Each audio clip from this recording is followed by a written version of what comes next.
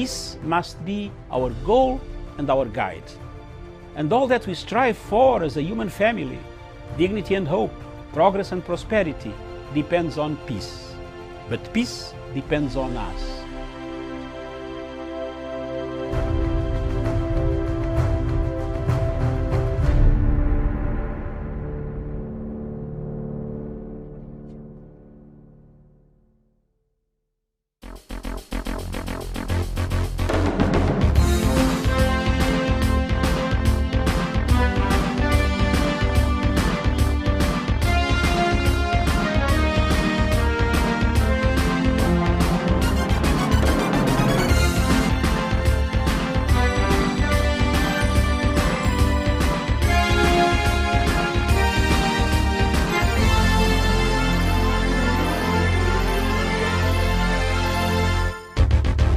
Good morning to you, and thank you so much for joining us today. This is Good Morning Africa.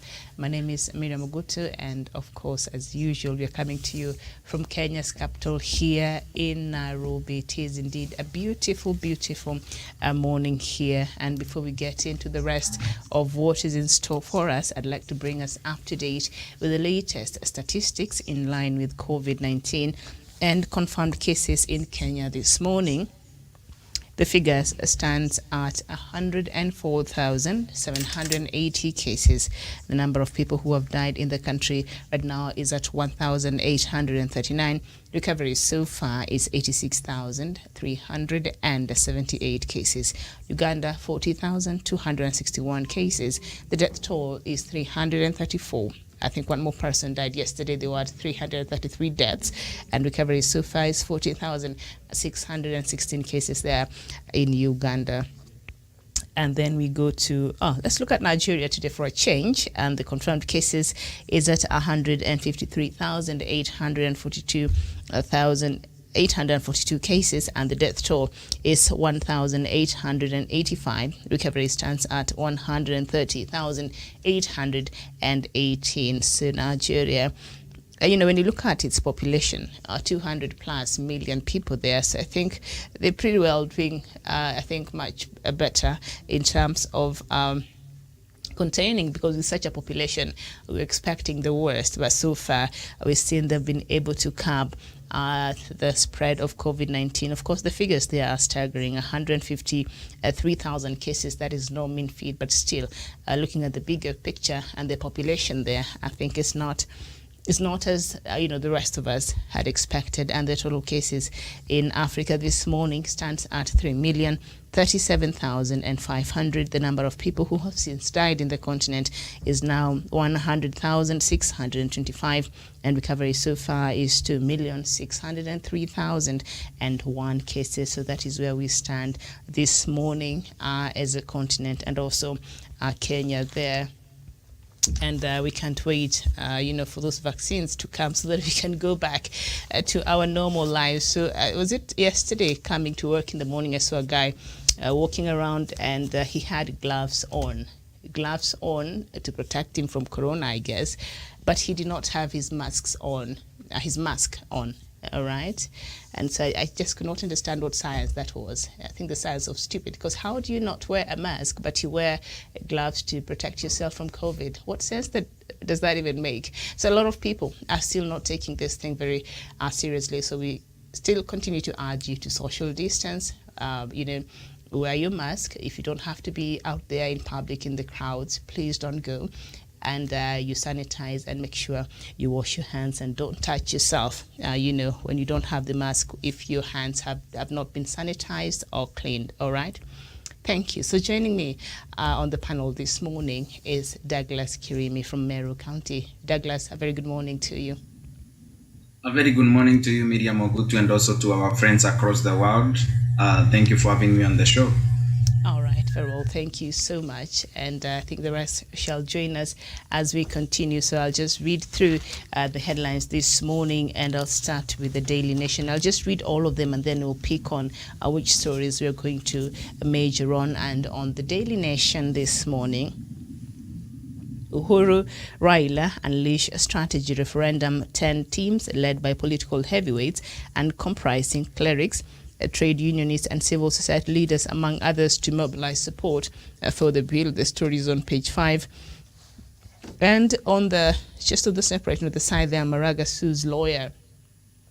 Former Chief Justice David Maraga has sued Mr. Abdul Nasir Abdullahi for defamation over a post on Twitter about corruption in the judiciary. I think we will look at that story. And then up there, How Farm won 1.3 billion Kenya shillings a KEMSA tender in a day. Shop and buy boss denies Ruto Sakaja links, and the story is on the back page. And also up there, just close to that story, why the secrecy over CBC report days after its release, it's still under wraps. I'm sure that is something that is making the parents jittery. They want to know what's really happening there. All right, so we move on to the Standard newspaper.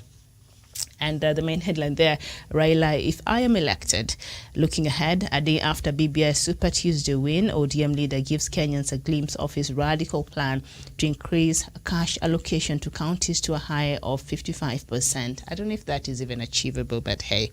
The sneak peek into the potential contents of his manifesto in his strongest hint yet that he will run for the top seat in next year's polls. Raila has not come out, outright and said, you know what, I'm running for the country's top seat. But now, from the hints he's been giving, perhaps he will run. Well, Raila will run for that seat come next year. And on the side there, what is next for DP Ruto? I think we tried talking about it yesterday. Still, I don't know if he's been able to say something, tweet something, I'm not sure. But we shall look at that story too. And pulling strings, how tied are changed for BBI. And then on the Star newspaper, how Uhuru Raila plan to deliver a June referendum. Kenyatta and ODM leader to hold joint rallies for the first time. And the story is on page 4 and 5. And on the side there, DP's allies rule out Ruto Raila alliance, call it impossible. And perhaps that is where we should start our conversation this morning. And as we wait for Musa to join us. And so Ruto allies rule out Ruto Raila alliance, call it impossible. They say in politics, there are no permanent enemies and no permanent friends, only permanent interest. Plans for an alliance between Deputy President William Ruto and ODM leader Raila Odinga ahead of the 2022 general elections are not on the cards, Ruto's allies have said.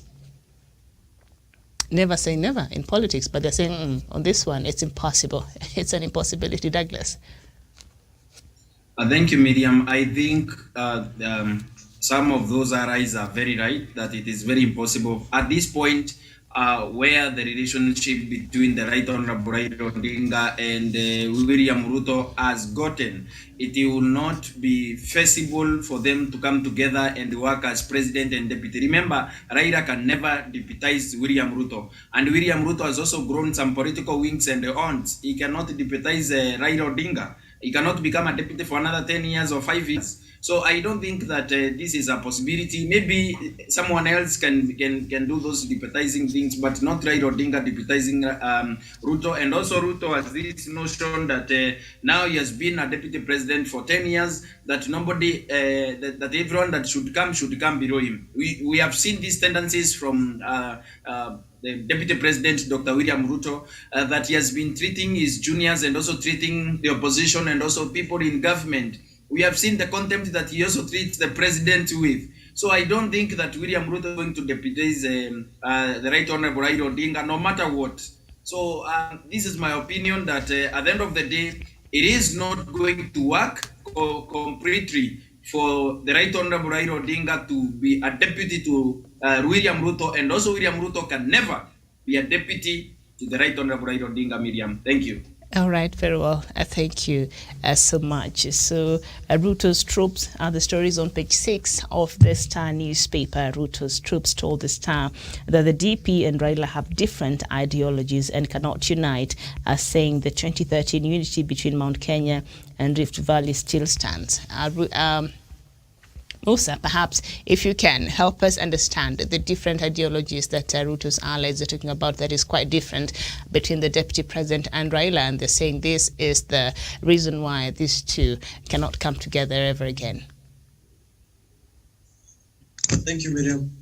First of all, when we speak about party ideologies and individual ideologies in African or Kenyan context, I think all of them are similar, Miriam. And we need to remember that political parties are the ones who drive the agendas and understanding of how these leaders perceive to act in a normal political settings in the society. So when someone tells me Deputy President William Ruto has a different ideology from the former Prime Minister Raila Amolo Odinga, I fail to understand, Miriam, because both of them are capitalists. Both of them are they are more of they are more of bottom-down approach leaders rather than, up-down leaders rather than bottom-up leaders. All of them are bureaucrats, so there is no difference here. Maybe the only difference I can give is the doubt of age, and age in terms of experience. I know Deputy President William Ruto is someone who is just the other day got into politics, after Raila Amolo Odinga. I can also say Raila Amolo Odinga is a more of, a combined leader who has the experience in violence and what he has faced and the kind of liberation he has gone through. When I mean violence, Miriam, is the kind of, tribulation this person has faced. You remember from 1982 when he faced jailing session up to the time that the second liberation came, he fought for multipartyism. The other one is a bit more of a modern. He has not been engaged apart from 2007, 2008, of which that was also a negative input. And like Raila Amolo Odinga, who has been more of a peacemaker. You remember his role in Sierra Leone, his role in Zimbabwe, his role the other day they sent him to Cote d'Ivoire, to build understanding between Alassane Ouattara and Laurent Gbagbo during the election. During the time of the election, I think in 2013. So these are two leaders who are in different arena, Miriam. The other one is purely political. The other one, before politics, he was an activist. That is Raila Amolo Odinga. He was more of, engaging for human rights issues, equality, democracy, will of law, rule of law. I will see Raila Amolo Odinga as a reformist. This is the person who has been pushing for constitutional change and amendment. William Ruto is more of a rigid, politician who believes he's not rigid. He's a routine-based. He's a procedural president or a deputy president, maybe in future, like a person who tends to not take an action based on the principles of flexibility or being consulted, But the older man, Raila Amolo Odinga, can be consulted by anyone. He is someone who is very flexible. Even his age, is the current African Union head of infrastructure and development in the continent. So these are two different people. The other one is known by the West. He's loved by the West. He's known by all the European and American nations. William Ruto is yet to reach that level. He's just a deputy president. He's yet to establish a relation with China. He's yet to establish a relation with the European Union. So I will not tend to combine the two of them. Mm-hmm. William Ruto is far much away in terms of leadership ranking is concerned. The deputy president is nothing, Miriam. We've had better presidents, deputy presidents than him. Professor George Saitoti. We've had Joseph Murumbi. So I believe, and I see from my analysis, these two people are different. But ideologically, in the African context, you cannot differentiate the two. Mm. Okay, all right. So Gatundu South Member of Parliament, Moses Kuria, during an online interview hosted by Gerald Bitok, predicted there are very good chances that Ruto and French Transform Raila would join forces. Okay, yes. Now that's all right. Chevan Karaji, good morning, and I don't know what to make of this. Yeah, thank you. Good morning, Miriam, and good morning to our viewers. Thanks for having me on the show. This is a good Thursday morning. One, William Ruto and the Deputy President William Ruto and former Prime Minister, I think it is not fair to combine them in one sentence because they are two different men. And I think the only similarity they have is in terms of their popularity in the country, because there are people who are able to, they pull heavy crowds. But in terms of maybe standings and principles, I think the former Prime Minister Odinga is more principled, because we have seen him stand for reforms in this country, and that have never changed.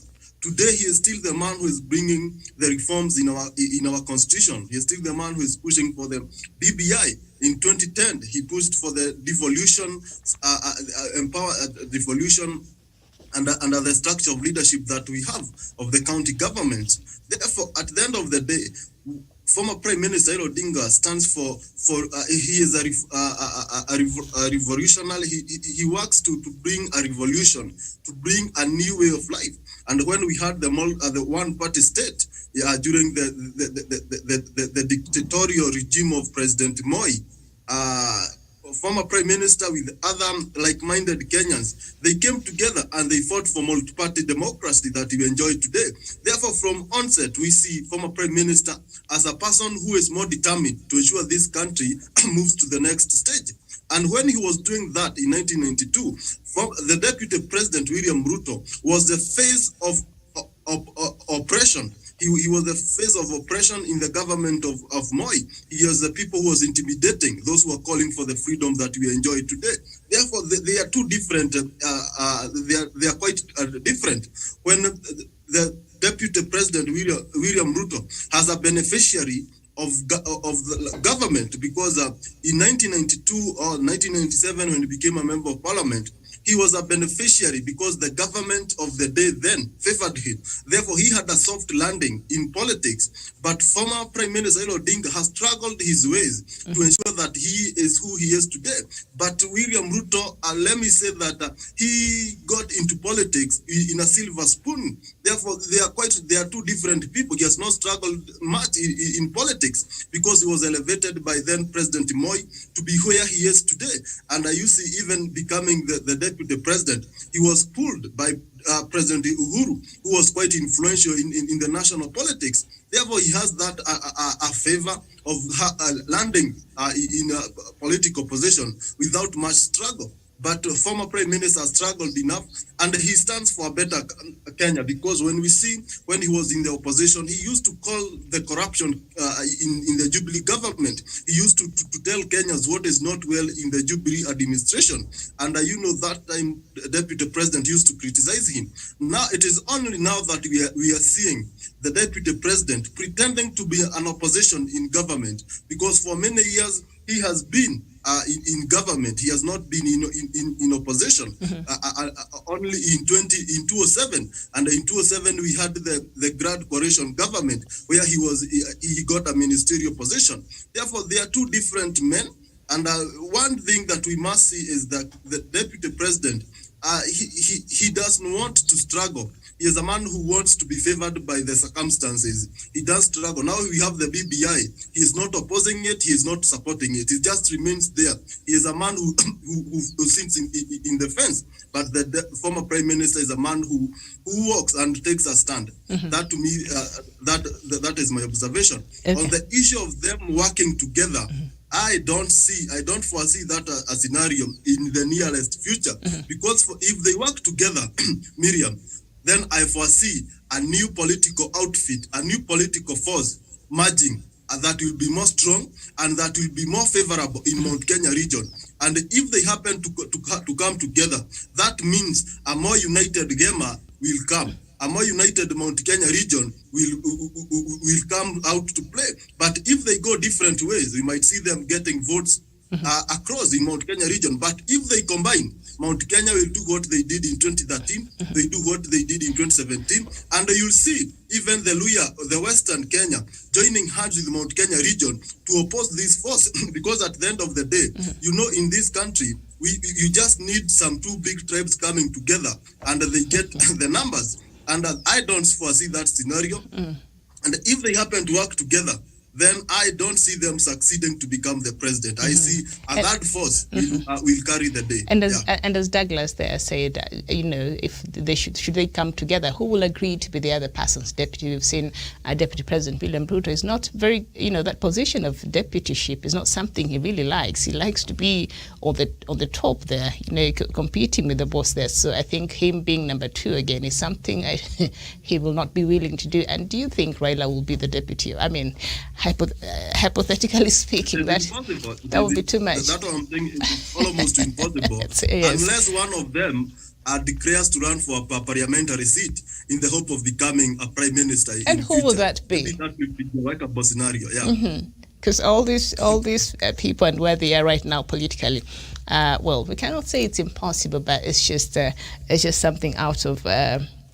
That would be interesting. Let me just say that. Now, the former Machakos senator said Raila believes in empowering tycoons and at the top of the pyramid, while Ruto is for the empowerment and uplifting of the hustlers. And then somewhere down there, Kipkelion West, Member of Parliament, Hilary Kosgei said, we do not foresee that a Raila-Ruto team. This is a journey we started in 2013, and the DP is focused on that now.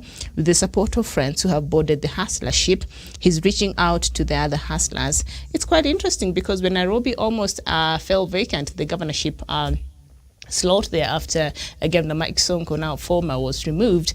The first person they went bringing as UDA party that the deputy, supported is not a hustler at all. Bishop Margaret Wanjiru has enough wealth right now. So why couldn't they just go and bring a real hustler and say, you know what, we believe in hustlers, and from now on we're going to support you from bottom down going up, because that is the ideology there. But you can't keep saying this when you're not in actual sense you're not living this, Professor. This fallacy.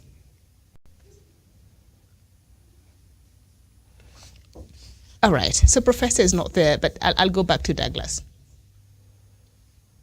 Thank you, Miriam. We need to understand that since 1992, Dr. William Ruto was the Secretary General of Y92. 1997, he was elected to Parliament. 2002, he was in Parliament. 2007, and also 2013 as a Deputy President, and also 2017. How many sons of poor people Dr. William Ruto has empowered, so that Mudhama will tell us to do an hypothesis of what we need to expect when Dr. William Ruto becomes president.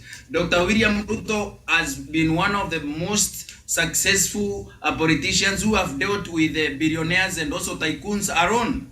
Raila Odinga has brought to us Shebesh, brought Mirio Diambo, brought Mwaura of Roiro, who keeps insulting him, brought so many people, brought Moses Kuria, educated Moses Kuria, and so many other people, Miriam. And at the end of the day, we have seen the Right Honorable Raila Odinga empower sons of poor people with nothing, take them to university, and also appoint them to parliament, and also key positions in government. We have seen the latest man that he has spoken to the president to appoint, his name is David Osiani from Rongo constituency. He is qualified to be a cast, but he has been appointed because of the Right Honorable Raila Odinga. Show me young people that William Ruto has been able to empower using his powerful links to President Moi, using his powerful position in the Grand Coalition government, and also as a deputy president for 8 years now. So Miriam, we need to depart from this culture of hypocrisy when our leaders come and tell us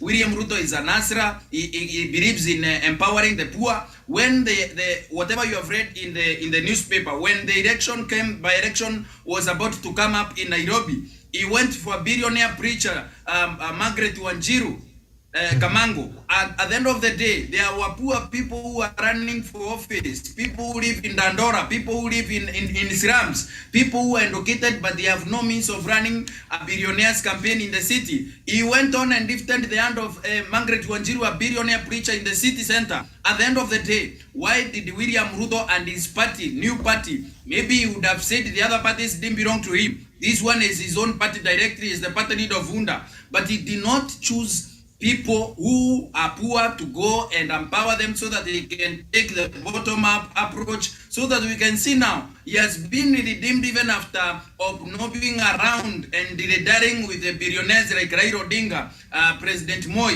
and also President Uhuru Kenyatta. He has now redeemed himself and he wants to truly empower the poor people. So Miriam, at the end of the day, I tire talking about the hypocrisy that is in the UNDA people. I tire talking about the hypocrisy that is in the people of Dr. William Ruto. I tire talking about people who continue lying to Kenyans that at the end of the day, we are for the poor people. But when an opportunity comes for you to empower poor people, you don't empower the poor people, Miriam. Thank you. All right. Well, thank you so much. We apologize for that unnecessary noise there. So the main headline on the Star newspaper, how Uhuru Raila plan to deliver June referendum. And of course, I don't know, I'm not sure if DP has said anything yet, since the vote on Tuesday, the Super Tuesday, right? And quite interesting, yesterday, 3 more counties voted in support of the BBI. And Kericho is one of them. Musa, what is really happening here? And Baringo, would they feel like they were set up? I'll go to Javan. Javan, go ahead. Javan, go ahead. Okay. For the and sensitive pastoral narrative. Problem is they don't live by their words. They just utter words to move the crowds, and they disappear. And when an opportunity comes to uplift the hustlers and to give them influential positions, to these people, they have reduced hustlers to be Mikokoteni and wheelbarrow pushers. They can't give them a big position. I think they feel like hustlers don't deserve better. They deserve to remain in the yokes of poverty. That is why they are not empowered. And I remember very well when Deputy President was in university, he was not given a wheelbarrow by President Moi. He was given a parcel of land and a Mercedes-Benz. Therefore, when you look at the two, and he was given a position in KANU, youth leadership. Therefore, you see that is why today he is who he is. And you can't get where Deputy President is when you empower youths by wheelbarrow. Therefore, it is high time that the Deputy President means what he says, and he takes his body where his mind is, because we can't have that kind of hypocrisy and pretend that everything is well. And when you look at the way they organize, even the recently fronted party, UDA, the leadership of the party is led by billionaires like Modama, who now comes to lecture us on matter hustlerism. And we know these people, when they have been in this position of leadership, and as Douglas is challenging them, they need to tell us how many hustlers they have empowered in the position of leadership, especially the Deputy President. Since 1992 to date, how many hustlers has he empowered and given them influential position where they can impact the society in a great way? Because you can empower someone, but if the person empowered can't empower somebody else, then that empowerment is not sufficient to sustain them in the next, even for the future.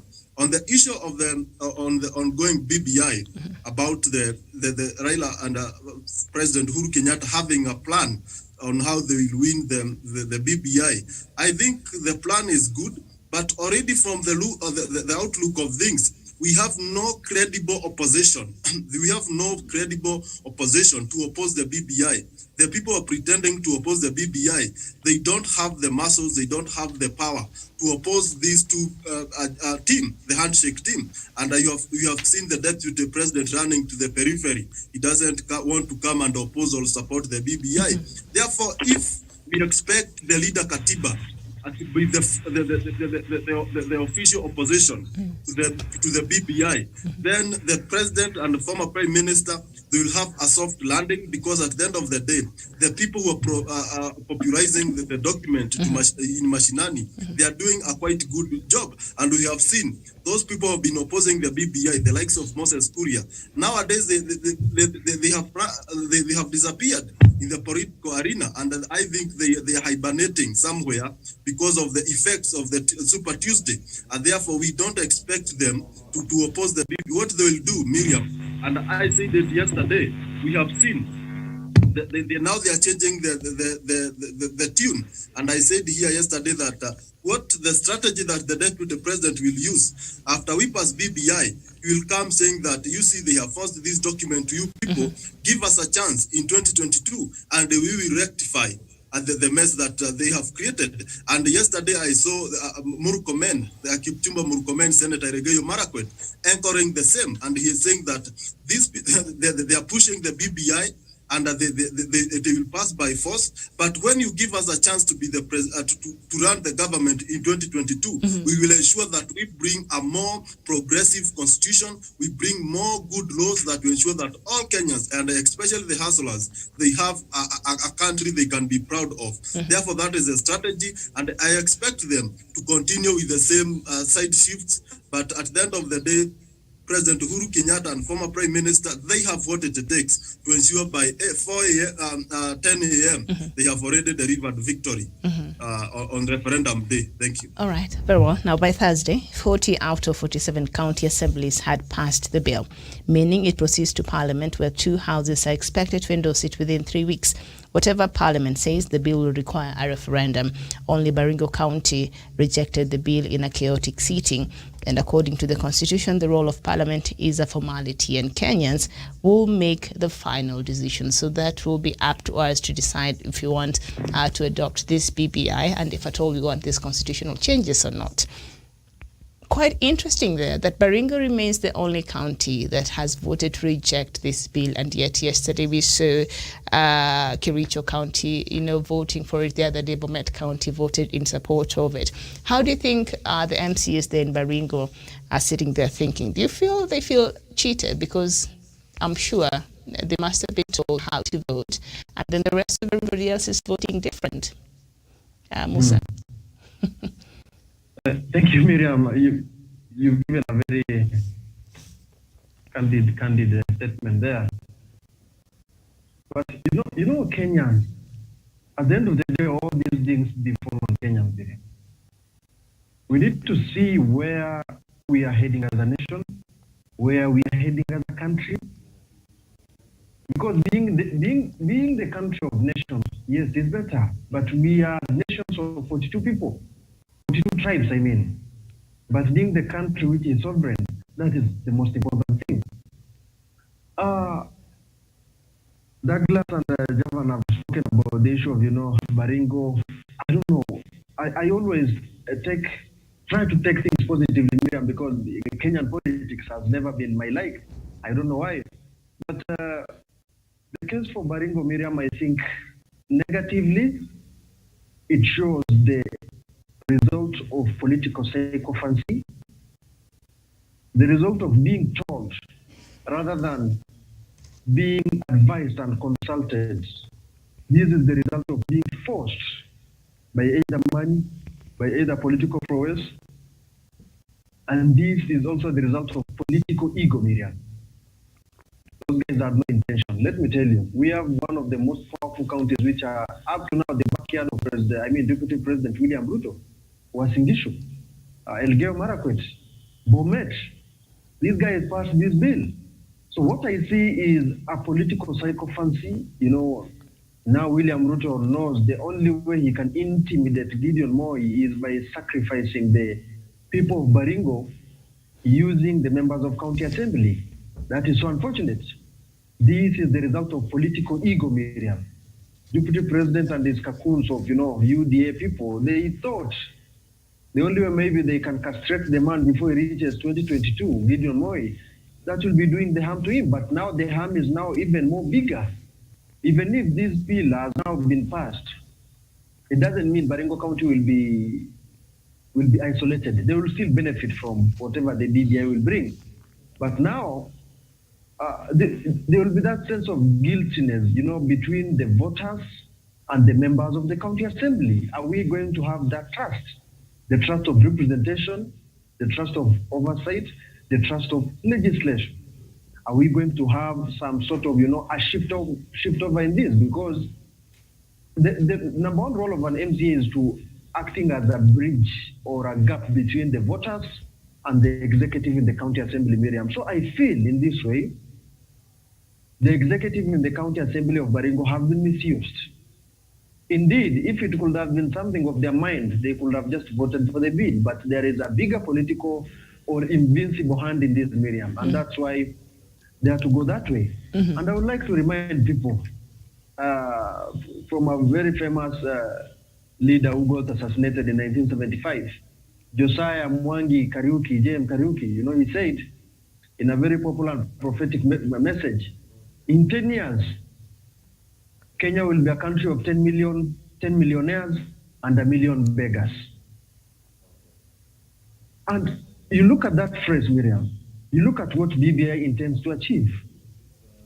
Even if something is as skeptical as it is, Miriam, Deputy President William Ruto understands very well. Actually, this BBI favors him, Miriam, because this is the Kenyan politics whereby everyone wants to be on board. Now we have the position of a prime minister. It's up to him to judge that one.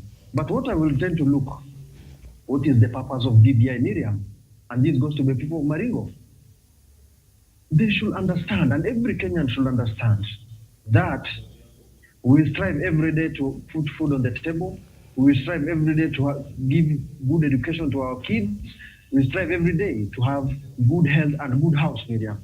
If these things can be achieved, and actually it can be achieved even without, the constitutional amendment of the BBI stuff. We've been doing that so far. So when I see someone now putting everything behind BBI and saying BBI is the cause of our poverty, BBI is the cause of our COVID-19 funds being stolen, BBI is the cause of everything, I think that is a very disappointing political conmanship, Miriam. I wish Deputy President could have been so instructive by saying, I support BBI, but I oppose to governance changes of this Prime Minister, because I know very well, as a political scientist, William Ruto supports all other stuff. The only thing he is concerned with is the addition of leader of opposition and these Prime Ministers and Deputy Prime Minister's position, Miriam. The expanded executive. Yeah, so just to finish up, I think even for the Deputy President, I know he is really commanding a good number of, these nomad areas and pastoralist votes, and even a good number of, as Douglas have put it, and Javan. He's commanding quite a number, but let these numbers not be used as a political sacrifice or a psychophancy. Let these numbers be used in a more of a development manner, Miriam. All right. Thank you so much, Musa. I agree with you totally.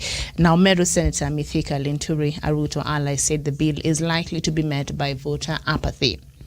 He said, though the bill was bulldozed through assemblies, it is largely unpopular and Kenyans may not turn out to vote. When the document is subjected to a referendum, the probability is it will be passed by a minority. And it is very unpopular with the public. There will be serious apathy. People will not turn up to vote for it, Linturi said. The senator said that even if the referendum passes, and it will because there will be little opposition, it will not reflect the outcome of the 2022 presidential contest, and that, he said, Ruto will win. So this is what Linturi is saying, that, there will be voter apathy. That's what he's saying, because the BBI is very unpopular with the people. And so he's saying people will not turn out to vote. But for those who will turn out to vote, the bill will pass. And that is because there will be little opposition. Now, if there's a little opposition, that means majority agrees with this thing. You cannot on the same token say there will be voter apathy. I don't know what Linturi here is saying. Perhaps, Douglas, you can help me understand. Thank you, Miriam. We need to understand my senator. My senator is Mithika Linturi, and in the same county that he is actually doing is, I think he's doing an hypothesis with Meru County, where he doesn't visit. We only see him in UNDA party activities. He doesn't visit our county. So I will take this opportunity to ask my senator to move around Meru County over the 9 constituencies and keep visiting the people and speaking the language of the people and listening to what the people are saying. For example, when we sent our MCAs to go and vote yes, Mithika Linturi was in Nairobi, didn't know what was happening around Meru. So, my dear Senator Mithika Linturi, move around Meru and also other counties so that you can hear what people are going to do with this BBI. Mithika Linturi is a man that wants to deny the county of Meru over 14 billion shillings, calling it now that we shall have voter apathy. There will be no voter apathy when it comes to issues that touch our lives. If our senators disagreed with the BBI, it is up to him and his family. He does not represent the views of thousands of Meru residents, and we, the people of Meru, and also a section of Kenyans have decided it's a constitutional moment. We have separated politics from this. So at the end of the day, Miriam, I think Mithika gave out his own personal opinion. He didn't do an hypothesis like the senator from Muranga, who met 27 people and said over 11 counties are going to reject BBI, including MCs. But now we need to also caution people like Mithika Rentori. We are the people that elected them to parliament. So these kind of hypotheses and opinions that they keep giving in national television and also saying that there shall be vote of apathy. He has not interviewed every county resident that voted for him. He has not talked and also spoken to them and asked them what is it that these people want. At the end of the day, this kind of voter apathy that they keep talking about, they told us BBI will not get 1 million signatures. It got over 4 million signatures, Miriam. They told us the BBI is not going to be passed in county assemblies. Over 41 counties today stand proud and tall that they have passed the Amendment Bill 2020 of BBI so that they can be able to bring the constitutional moment home. At the end of the day, Miriam, we have been told many stories that the people are waiting for BBI at the barrel so that they can make sure that it falls. If these people come out and make sure that the BBI bill referendum fails, it means there will be no voter apathy. So at the end of the day, Mithika Rinturi tells us, even those people that are planning to make sure that it fails, they are not going to come out and vote. Those people that support BBI like myself are not coming out to vote. Mithika Rinturi should not preempt God and tell us what is in the minds of Kenyans and also what is in the minds of people that love constitutional moment. We don't want to be mixed in this kind of regional and also local politics that Mithika Rinturi wants to move around and also allow into the minds of Kenyans. There will be no voter apathy. Kenyans of goodwill, it is only Mithika who is not going to be voting in that referendum, Miriam, because he is a sworn enemy of BBI. He doesn't want resources to move from 8 to 14 billion, almost 100%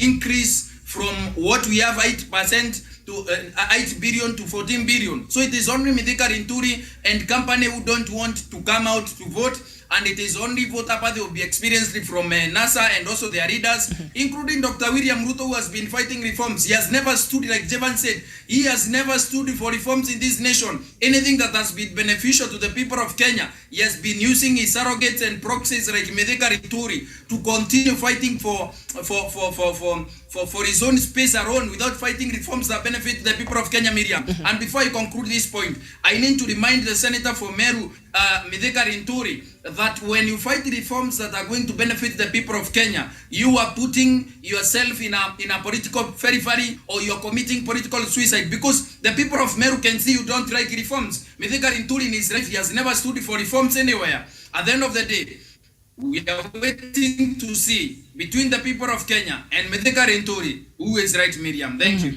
Okay, so Nandi, Senator Samson Cherargei said they foresee a scenario where the proponents of the BBI would use the referendum outcome to build a momentum against Ruto, I think in reference to 2022 elections. And he's quoted as saying Kenyans to take time and critique the document so that they make informed decisions. And I agree with him on that. And he continues to say the Hustler Nation's position on BBI is the same. It is not a priority. This position has kept changing now. So now the main position of the Hustler Nation is BBI is not a priority. Jevan, the shifting of goalposts here. Yeah, thank you, Miriam, for that. And we have seen there's people calling themselves hustler. Now you have heard from Douglas, Mithika Rinturi, Senator Meru, saying that there will be voter apathy and that the minority will come and pass the document. Those two sentences, they can't be on the same paragraph. They are two different things. You can't add them in one paragraph. It's oxymoronic. It's oxymoronic, yes. Yeah, they mean different things. They need to be in different and separate times. But what Mithika is saying is that the BBI is not popular. And I would like to know where in Meru or across the country, because if it's in Meru, maybe he knows why. But at the end of the day, Miriam, the reason why we have campaigns after 3 months to the general election, or when we have a referendum, the sole purpose why we have a campaign is to seek, is to come up with, is to popularize the document and to do civic education. And we are yet to that stage. And when that comes, when we go for the campaigns, that is when Kenyans see that what is the contents of the BBI.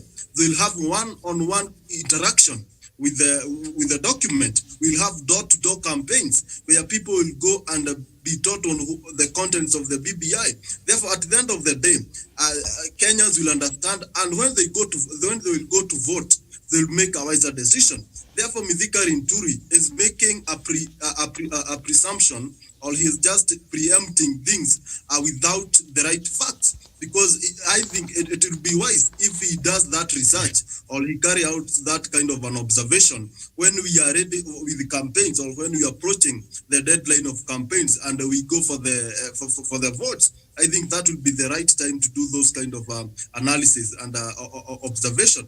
But for now, we are yet to get to the campaign period. But to all said and done, we know we have people who have gone for the public participation. The same people who sent their MCAs to pass the document. When we had the signature collection, people from Meru, they came out. People from Mount Kenya region and across the country, they came out to give their signatures.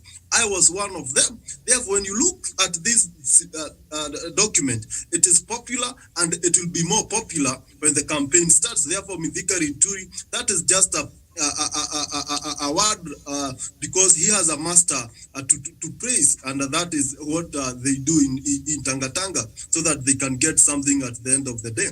But what Senator Cherargei is saying is that the BBI is about opposing, is about pushing the deputy president out of 2022 arithmetic.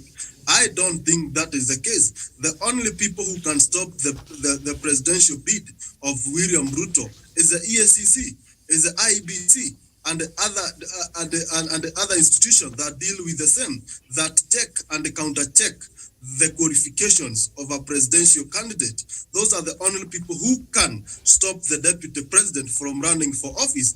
And if he knows that in future the BBI is about stopping the deputy president from succeeding, if he is man and who has done a lot to ensure that the livelihoods of Kenyans is uplifted, if he has a concrete base support, if he has principles, if he has an agenda, an ideology that will transform this country, I don't see why they are panicking. If the deputy president has an agenda and manifesto that is so good to take this country to the next level, Kenyans will have to look at it and they will decide based on that. But most importantly, and this is where the people in Tanga are diverting and where they want to depart from the fact, is that when we ask on the question of accountability, when we hold deputy president accountable for the years he has been the deputy president, if we hold deputy president accountable from his previous deeds in the past, that is where they want to run away. They don't want us to go that route, but they only emphasize on 2022. They don't want us to look at the past, but it's so important to look at the past of a person, of an individual, so that we can gauge who they become in future. Therefore, Kenyans will look at the past of all the presidential candidates and will gauge them on that. But BBI is not about William Ruto. It's not about it's not about former President Odinga. It is not about President Uhuru Kenyatta. BBI, it's about Kenyans, and that is why it took Kenyans the intervention to give the signatures, to send the MCAs to pass the bill, and to give proposals and recommendation to the BBI steering committee and BBI task force. It is a Kenyan-owned document. All right. Thank you. Very well. Yeah, it's not about President Uhuru Kenyatta or opposition leader or deputy president or any other leader. And also, very importantly, there Linturi said, let me just read part of what he said. I see we've been joined by Professor. The outcome of the BBI process does not determine the outcome of the 2022 presidential election. The BBI may end up being uncontested because you may not find a group of yes versus no. And so I agree, it has no bearing. Well, we might tell ourselves that from 2022 elections, which that is what the proponents of BBI have been saying. This has nothing to do with the election. So can we treat this process separately and try to look at it differently from and tying it to the election? So when he says that, I think it's correct. And I think when it comes to 2022 elections, Kenya will decide. But if you have to go by what happened in 2000 and also 2010, when we voted for that for a new constitution, then it's perhaps setting at some stage for something that will happen later on there. But down there, the part that is said the BBI may end up being uncontested because you may not find a group of yes or no. That is a good thing, because that is what Tanga Tanga team has been calling for, an uncontested referendum. So they should be happy about that. Professor, good morning. Morning to Miriam. Yes, the Tanga Tanga, they should be happy that this BBI will not be contested. That is what they've been wanting. Miriam, why should we have an contested referendum? That is not democracy. We must have a yes and no. If you believe it, I'm telling you, Miriam, if we all of us will say yes to the document, then there's something wrong. There's something wrong. Mm-hmm. The no people, those who want to know people, they must be able to interrogate it and poke holes to some areas for future improvement. And Miriam, let me tell you, the majority will have their way, but allow the minority to have their say.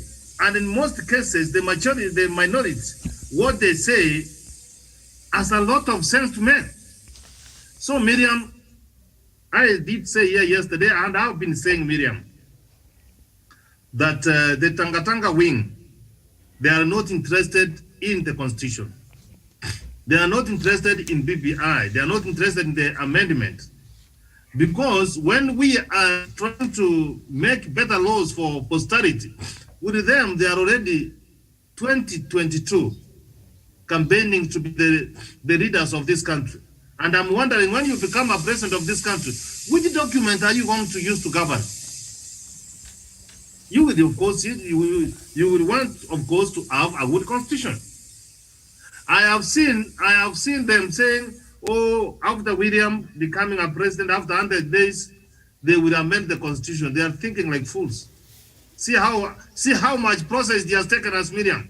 You cannot wake up one morning, Miriam, within 100 days and you change the constitution of Kenya. They're dreaming. So what I want to say, Miriam, here is, I talked about yesterday about William Ruto is a very, very cunning man, very sharp. He knows what he wants. And you see, he has already done the SWOT analysis.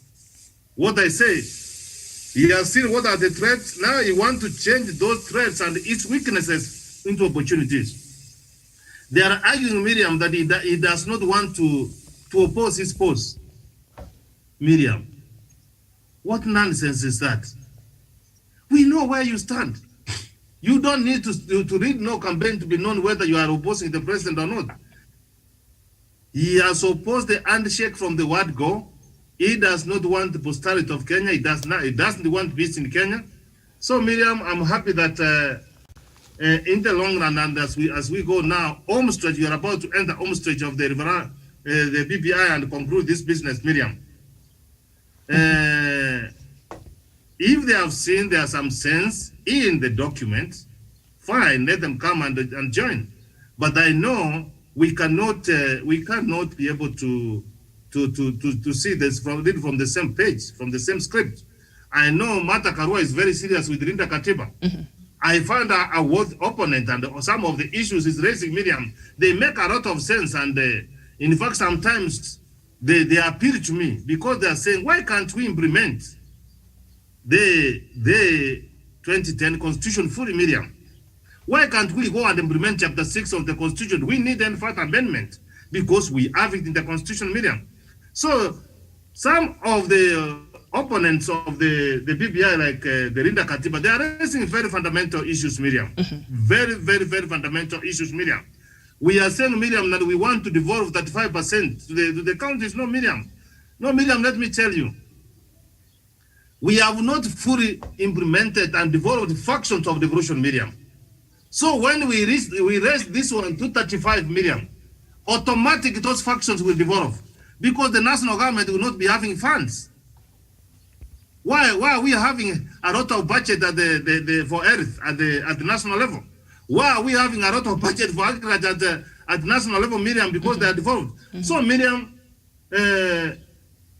If they have seen that the document is good, of course they had seen, except they chose to start their ad campaign for 2022. I submit. All right, very well. And as we conclude, we look at the Standard, the main headline, Raila, if I am elected, and then on the side there, what is next for DP Ruto? I think we tried to talk about this yesterday. Options after the passage of BBI bill by counties, including some in his backyard. The DP will now have to recalibrate his position. If he decides to support, it is unlikely he will get a seat in the inner circle. If he opposes, he will have to lead the no campaign, which he has made it very clear he's not interested to lead the no campaign. And if he is ambivalent, he will be termed a fence sitter. So which way for Deputy President William Ruto? Musa.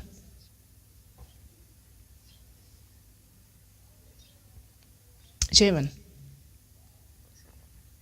Yeah, thank you, Miriam, for that. And the Deputy President is in across a road. He is nowhere to run into. And this is not because of anybody else. These are of his own making, because he's the one who started opposing the document without knowing its contents. He opposed the document and he didn't take time to take his submission to the BBI steering committee. He started the 22 campaign prematurely. He brought the Hasra narrative that is dividing this country. Therefore, all what he is experiencing today, these are what we call self-inflicted wounds, because he's the one who have brought all these problems in himself. And we say that when you do that, we will not cry, but we will encourage you to have your own solution and your way out. But what I foresee, I see the Deputy President continuing to sit on the fence, as he does very well. When we had the contentious revenue sharing formula in the Senate, he called for a win-win situation.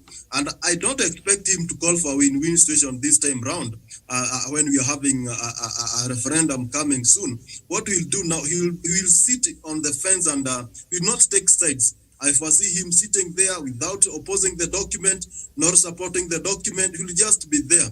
And if the document passes, he will say that it was forced to Kenyans. And in 2022, he'll make sure that we have a new referendum, that we rectify the mess that will be have caused by the BBI. If the BBI fails to see the light of the day, he will say to Kenyans, I said this, that this document was not popular. You have seen how hustlers, we have the numbers and so on. Any outcome from the BBI, Deputy President William Ruto will use it as a stepping stone to his 2022 presidential campaign. Mm-hmm. That is something that I foresee, but I don't see him campaigning or opposing the document. But the outcome, he is more concerned with the outcome of the BBI at the referendum, mm-hmm. so that he will have a way out of the fence, so that will come and say, I said this, you have seen, I do this, and if this document will not work for you, you will say, I said. Therefore, there's a lot of things, and he will take more options if the BBI passes or fails. Therefore, that is where he is more focused on, not the campaign or anything else. Mm-hmm. Thank you. All right. So the Standard is suggesting that the DP recalibrate. Musa. Yes, Miriam? Yes. I'm back, okay. All right, so let's okay, go ahead. The Standard is proposing or suggesting that the DP now will have to recalibrate his position. If he decides to support, it is unlikely he will get a seat in the inner circle. He will not be, perhaps the rest of the team in the BBI will not be very warm towards him. That is what the Standard is suggesting. And then it is unlikely that if he opposes, he will have to lead the no campaign, which he's made very clear he's not interested. And if he's ambivalent, he will be termed a fence sitter. So how would you advise him to recalibrate? President Uhuru Kenyatta and the former Prime Minister Raila Amolo Odinga are working together on this BBI issue. They have succeeded. They are on the way, Miriam. I will advise Deputy President William Ruto. These are two people who are very known to him. You know, it could have been very awkward if the leaders who are, you know, managing or, you know, talking and driving this agenda to be different people. The other one is his political teacher, Raila Amolo Odinga.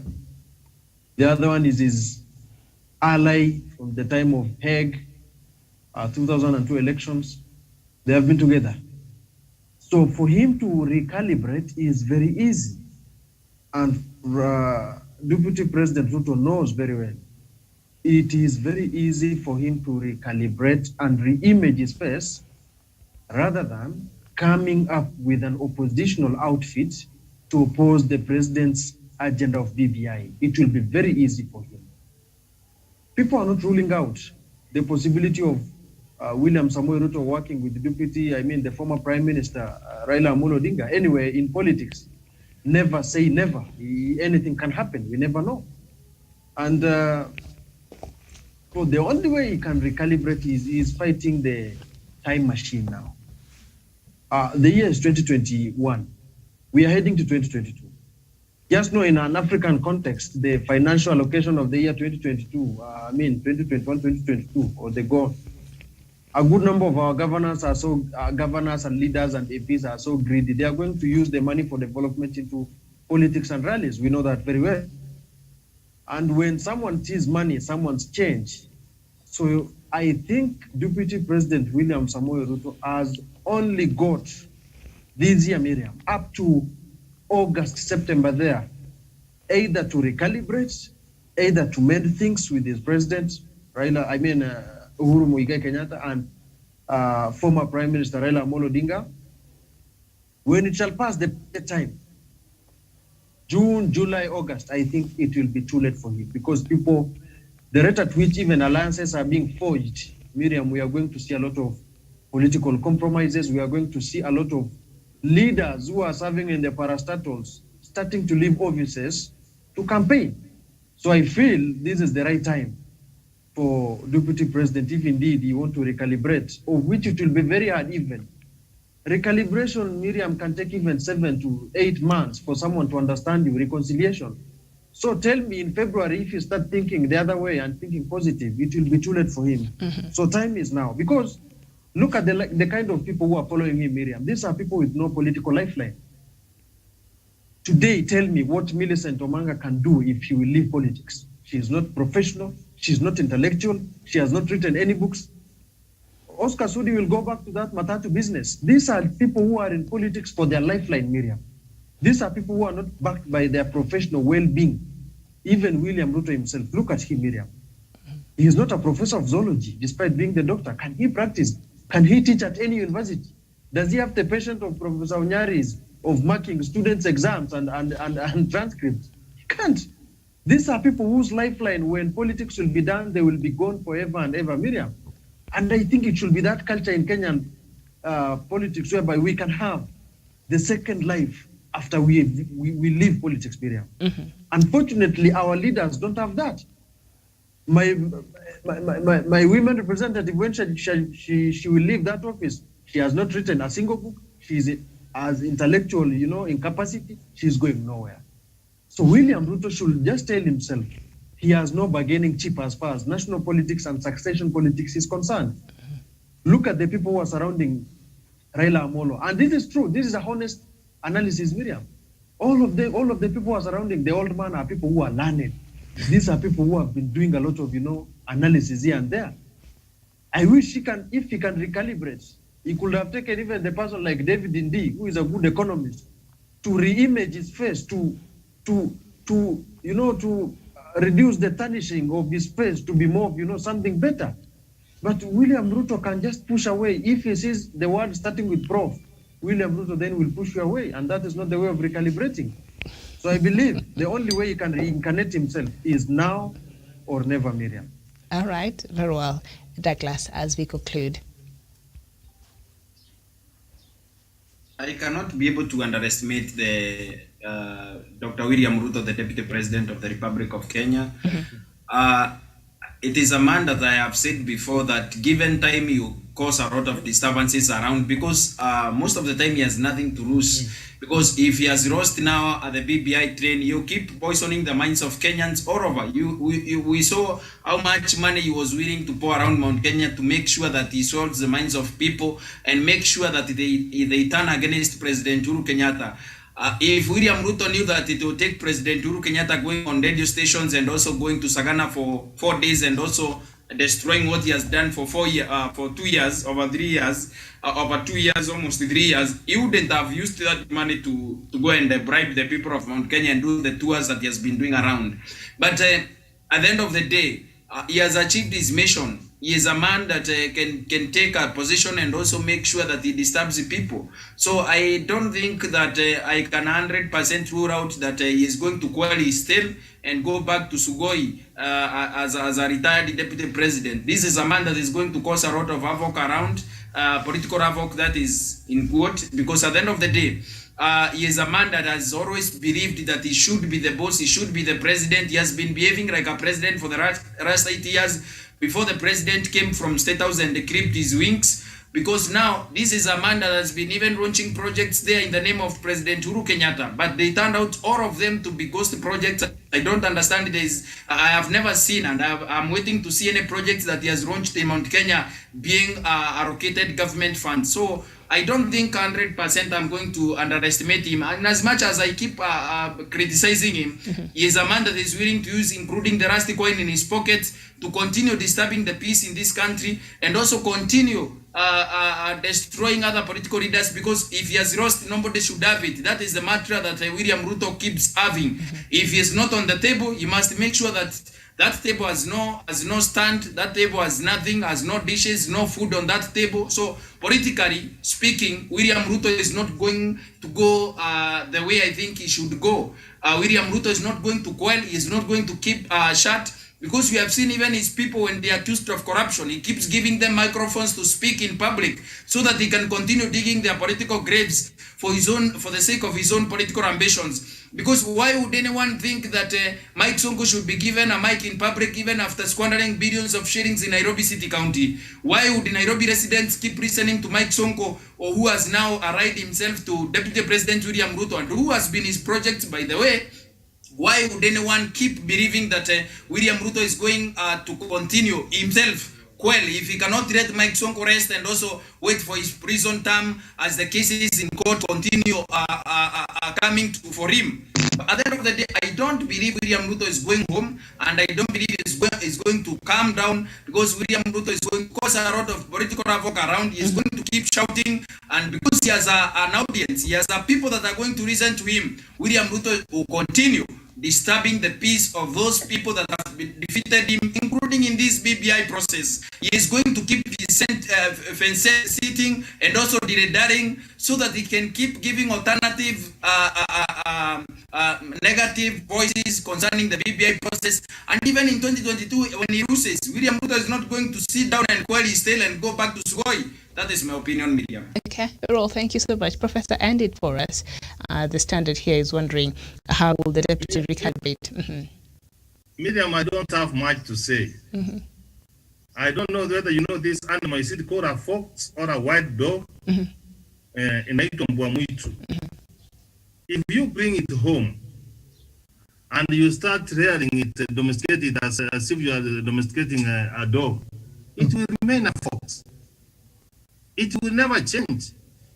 You know, Miriam, one of the things you have not understood, Miriam, go back and try to study some of those characters who went through YK. Who were they? What do they stand for, Miriam? Those are the guys, Miriam, any little opportunities, Miriam. They could work. You know what Moi did? He gave them blank checks. They would work to end Kenya Commercial Bank, and Miriam, they feed the amount of money they want to withdraw. That's how they became rich, Miriam. They have, Miriam, if you could stand with KANU in 1992, when we were ushering multi-party democracy, when there was a violation of human rights, Miriam, in 2021, will you really stand and tell us what you want? Maybe a younger generation like Musa, like Douglas and Javan, they can be able to read history. But this is the man we have. I've told you that he's cunning, he's very sharp, and I did say yesterday who was challenging me. Was it the Douglas? I say that he will turn tables on us. Sure. You see, I say that okay, you passed it. I don't want to have a competition with my boss. When you are literally abusing him, when you are literally abusing the president, and you are saying you are not going to have you are not going to contest the referendum, Miriam, what kind of leader are you? What do you stand for? How can we hold you responsible, Miriam?